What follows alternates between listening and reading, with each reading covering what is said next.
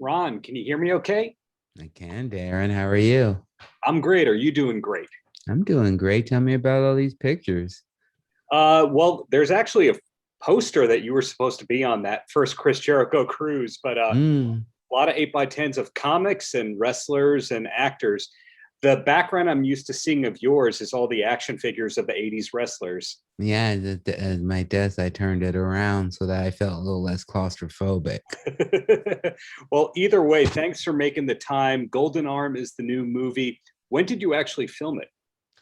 We filmed it, to be honest with you, so long ago. I don't know. I think it was 2 years ago. I'm going to say 2 years ago, a year and a half, maybe, but definitely pre-pandemic. So, however, who knows time anymore? But so 2 years ago, I'm gonna say.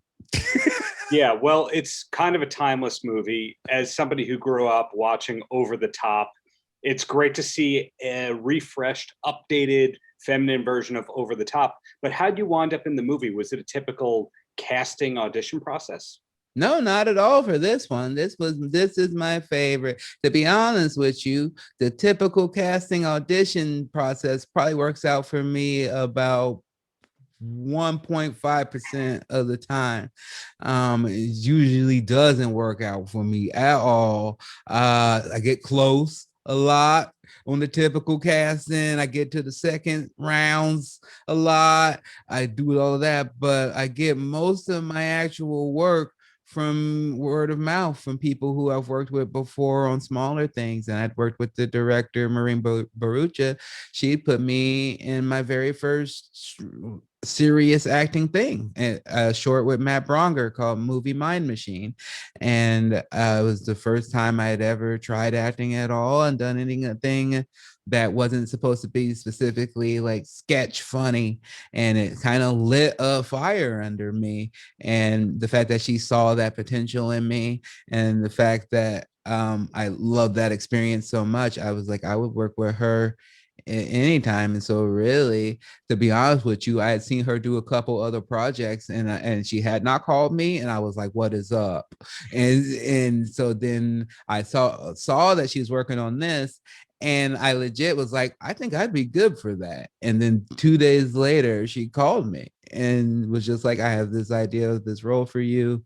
Would you like to come work on this? And I was like, Mo, of course, anything with you. And when I knew that Eugene Cadero and Betsy and Mary were all in it, these are all people who I've been looking to work with. These are all the people who's like, um, to me, to look at it kind of like sports wise, it's like, or even wrestling wise, where I was like, oh, I want to get off the indies. I want to play with the big leagues. I want to go to the All-Star game and play with people who know what they're doing and improvise against the best of these people and act with them and learn from them. And it was an easy, like, she was like, there's not much money. And I was like, Mo, it don't even matter. I'm there. It's easy. Well, kind of like WCW, it's where the big boys play, and that's how you end up there. Sorry for that reference right there. But it's an interesting point of your career right now where people want you. As you mentioned, auditioning is not always the best way to land work for you. But when I look at your IMDb page, you actually have played a character named Funchy. So meaning that people create projects and go, Ron is the guy for this. Around when in your career did it start to feel like people were seeking you out instead of having to change who you were? Pretty early, to be honest with you, because that was my lesson from the get-go, was that I was never getting these things when I was like, oh, try to be like this or be like that. The only thing that ever worked with that was like, I think when I got Get Hard and as a gang member, and that was off my normal self.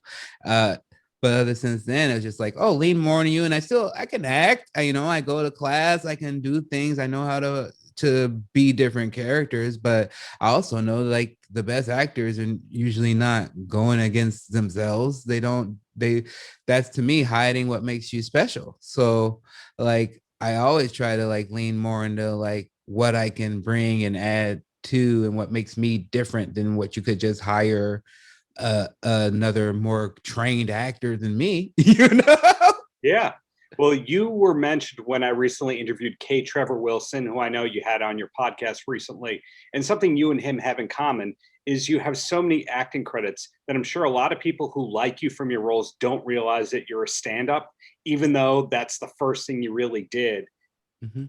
Have you had a lot of instances where somebody comes to see your stand-up and goes, didn't know you were an actor, or am I just making up this whole, No, didn't it's know, absolutely or did I make true. that up? No, that's the point in my career I'm at, where I'm trying to marry them all together. I'm trying to make the people figure it out, because I do so many different things that, like, there's people who only know that I'm King Shark. There's people who only know me from Trolls. There's people who only know me from stand up. There's people who, only know me from doing the Talking Dead. Like, and I'm trying to, like, find a way to mirror and pull these things all together and give them a home. And, like, that's, I think, is just part of figuring it out as a career. And it's just like, the longer I go, the more it'll happen. So no, that is very much true. And I think, like, doing things like my Twitch, which I do, the twitch.tv Ron _Funches, come on by, and my podcast, getting better, and just trying to find homes where, like, you can find me if you're looking for me, and hopefully build from there. Right. So at this point in time, is there anything in your career that you haven't yet done that's still on that must-do list? Oh, absolutely. I want to have my show. I want to have my show about raising my son, and a fun, heartfelt comedy about being a single dad of a son with autism. There's so many things I want to do. I'd love to be in a play. I'd love to one day be old and hopefully hosting The Price is Right or something of that nature.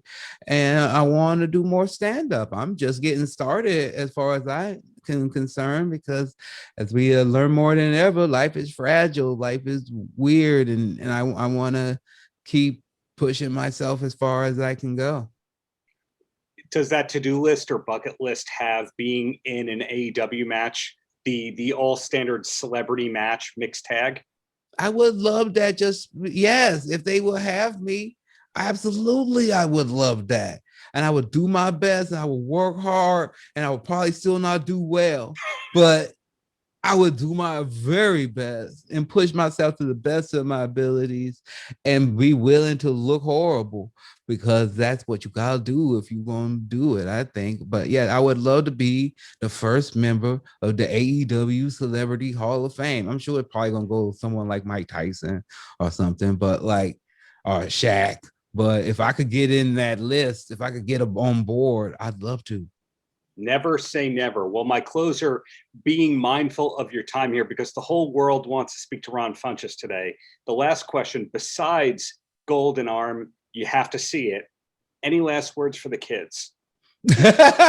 Watch Chop 420 on the Discovery Plus. If you like food and our cannabis, if the kids are into that, please check that out. It's a great reality show. I host it. I love it. But also, I mean, just thank you for supporting me. If you do, I appreciate you. I'm excited to get back on the road and hopefully see people face to face, because that's the thing that I get the most charge from and excitement from. And just the fact that anybody wants to talk to me, the fact that you say a lot of people wants to talk to me, the fact that anybody wants to talk to me. When I remember, hosting mics and coffee shops in Salem, Oregon. So, like, I appreciate that. Thank you. Well, looking forward to all those projects that are coming up next from you, Ron. Keep up the greatness there. Thank you so much. Thank you for talking with me. My pleasure. Take care. You too. Bye. Paltrocast.